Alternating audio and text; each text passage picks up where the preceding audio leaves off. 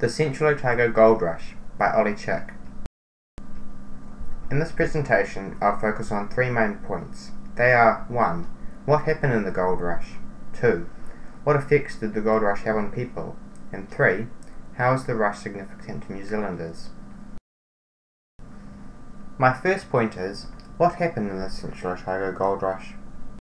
The Central Otago Gold Rush happened during the 1860s and was New Zealand's first and biggest gold strike.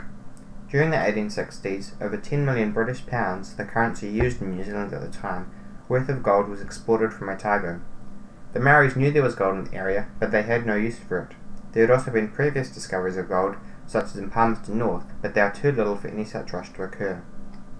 Lots of foreign miners came to Otago to join the rush. The majority of them were from previous gold rushes, such as the California Gold Rush in 1848 to 1855, and the Victorian Gold Rush, which occurred from 1851 to the late 60s, and almost tripled Australia's population. It started at Gabriel's Gully, where gold was first spotted by the gully's namesake, Gabriel Reid, in May of 1861. Gabriel's Gully is 3 k's from the township of Lawrence, and close to the Tuapeka River. It then spread to multiple locations throughout Central Otago.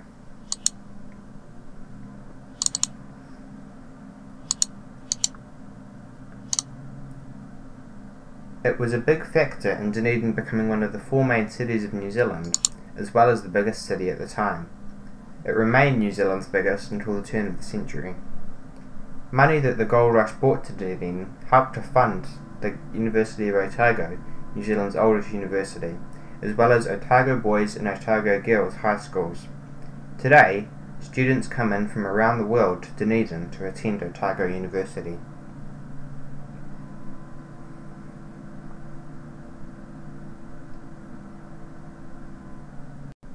There were 4 main gold rush locations that appeared in Central Otago. The first was the Tuapeka goldfield. This contains Gabriel's Gully, where gold was first properly discovered by European settlers in New Zealand. The second was the Dunstan goldfield, the third the Wakatipu goldfield, and last, and least, the Tyree goldfield. In the 1850s, Dunedin, or Mud-Eden as it was colloquially known, was a small town in the south of New Zealand that was poverty-stricken and filthy. All that was to change with the money that gold would bring to Dunedin. John Thompson, a surveyor, painted this picture of Dunedin. It's not remarkable from an artistic viewpoint, but it's valued as it's one of the few topographical images of Dunedin at the time. On the 20th of May 1861, Gabriel Reid found gold shining like the stars of Orion on a dark, frosty night. His discovery was made in the gully which now bears his name. He wrote to the superintendent, who informed the local paper, the Otago Witness. They published this story on the 8th of June, headed Tokomerero Goldfields, New Discoveries. In it, he stated that if the superintendent deemed to be of any benefit to the public interest, then he could publish it. He explained how and where he went about collecting the gold. Reid also says that, although the being able to work secretly for a time would greatly benefit me, I feel it my duty to impart these facts. From August, gold fever had taken hold of Otago. 2,000 miners arrived from various parts of the world, in the hope that they might be able to lay their hands on some of the yellow metal. They came in on boats to Port Chalmers before travelling on towards the goldfields. Suddenly, Dunedin was at the forefront of an international gold rush. On a single day, 65 vessels appeared at Otago Harbour. Each yacht here represents 1 boat that appeared in Otago Harbour on that single day.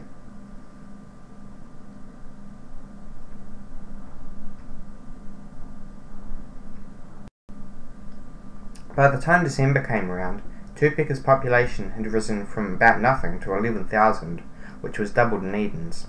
The majority of these people were Australian. There were about 300 miners arriving in Dunedin every day. From there, they had to walk to Tuapeka, no cars, which took a total of about 24 hours. From October, Cobb & Co coaches ran between Dunedin and Gabriel's Gully, taking mail and passengers to the gold. The gold was taken back to Dunedin on leather saddlebags on horseback, with an armed escort. When the worst loss came about not by theft but by accident, by trickling out a hole in the bag, they were replaced by iron strongboxes. As more goldfields appeared, more Cobb & Co routes appeared also. By December, 44 shops, 13 butchers and 17 bakers had been put up in and around the Topeka goldfields in Gabriel's Gully, Waitahuna and Lawrence.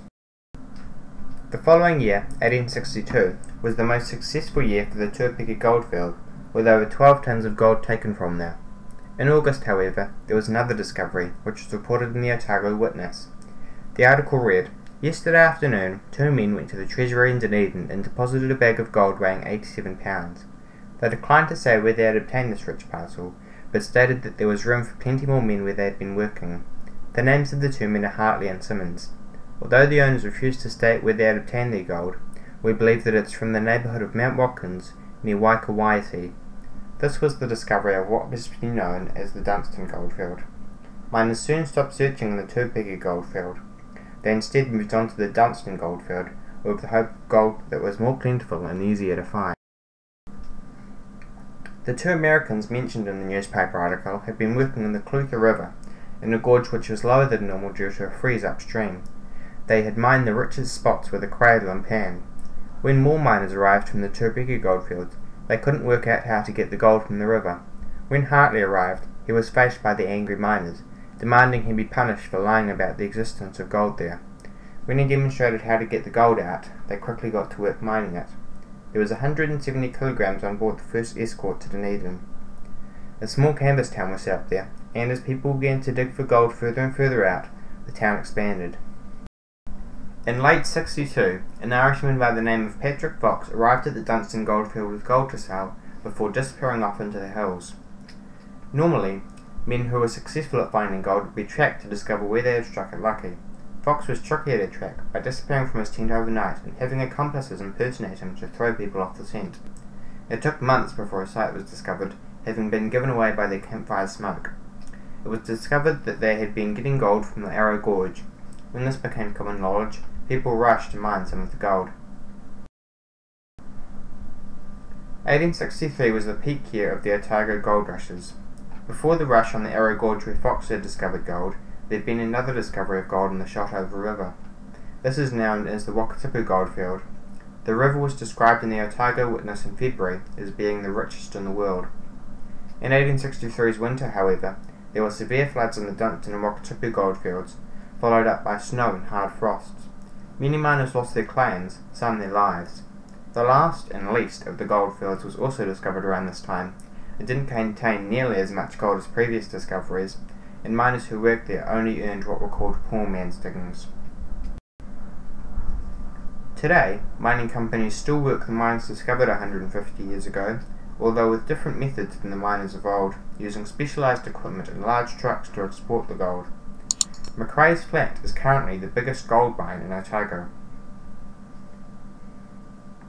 Nearly 3,000 kilograms of gold is exported from there every year. My second point is, what effects did the gold rush have on people? Throughout mankind's history, it's been one of the most prized metals. It is impossible to create. In fact, modern chemistry's roots are based around medieval alchemists' attempts to create gold cheaper than it cost to buy it. It doesn't rust like some metals, and is a brilliant conductor of electricity. It is also used in many fields, from jewellery to medicine, photography to dentistry. It also looks great, and is often used as a symbol of wealth. Gold is valuable for a mixture of reasons. Firstly, there's the fact that there's so little of it. Less than 1.3 billionths of the Earth's crust is gold. This is a pie chart of all the elements in the Earth's crust. Gold is so small that, even if you zoom in, you still can't see a gold slice. The rarer something is that people want, the more expensive it is. Gold is no exception. Because no more can be created, it will always retain its value. This means that in times like wars, where currency becomes basically irrelevant, gold is still worth about the same amount. Gabriel Reid was the man that sparked a frantic international gold rush. He was an Australian, born in Hobart, Tasmania, in 1824. At the time, Hobart was only a town, having been founded just 20 years before. He was a surveyor, a word which here means a person who examines the condition of land and buildings professionally. When, in 1861, he discovered gold, it was reported in the local paper. First, however, it didn't have the effect on people you might expect, for several reasons. Firstly, there had already been quite a few supposed goldfields discovered that amounted to nothing. Secondly, the leading citizens of Otago were worried about what such a rush might do to their ideal settlement. Thirdly, the Presbyterian Scots who made up the bulk of the small settlement were highly suspicious of anything that smacked of easy money. The Otago Witness warned that flour is more necessary than gold and may be more profitable. Despite this, the flood of money and people that came in when word got out of all the gold overwhelmed the concern for the settlement. Reid received the prize that was issued for finding gold, as well as a £1,000 bonus for almost immediately reporting it, even though it was to his personal gain not to. For this he was honoured as a gentleman. The gully that he found the gold in was named after him. He died in 1894 at the age of 70. Chinese miners started arriving in Otago in search of gold in 1865. The money they earned from the gold made a substantial contribution to Otago's early development. The Chinese people were met with prejudice in the Otago goldfields.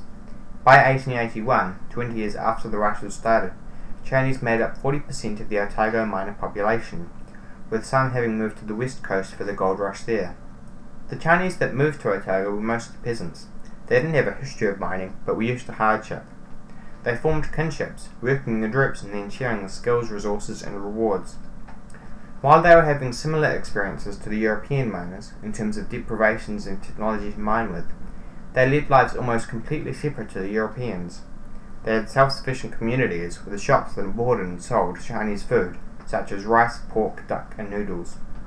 Despite being so far away from home, they kept close to their family way of living, also using Chinese crockery and ceramic food containers such as these. When the gold started to run out, prejudice against the Chinese rose, and the government passed restrictive laws affecting them, including the £10 entry tax that jumped to £100 in 1896.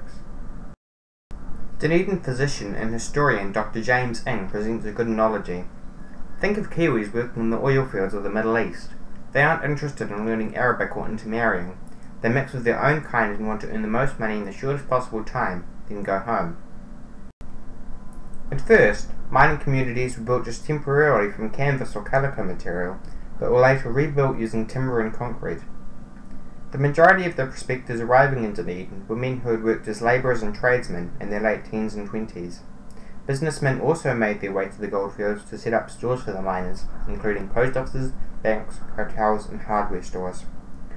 They often, ironically, made more money than the miners themselves. My third point is, how was the gold rush significant to New Zealand? Most of the towns of central Otago came about because of the gold rushes. When a major discovery was made, a town very quickly developed on or very near the initial gold strike. The biggest town to survive was Arrowtown. Most of the shops in Arrowtown were built in the gold rush period and are largely unchanged. Some towns, however, are now ghost towns, completely empty of residents. I'd like to thank Oxford Dictionaries, Toitu Otago Settlers Museum, Papers Past, Wikipedia, New Zealand and the Gold Rushes, New Zealand Historic Places Trust, and Google Earth for the resources and for information that I used to create this presentation.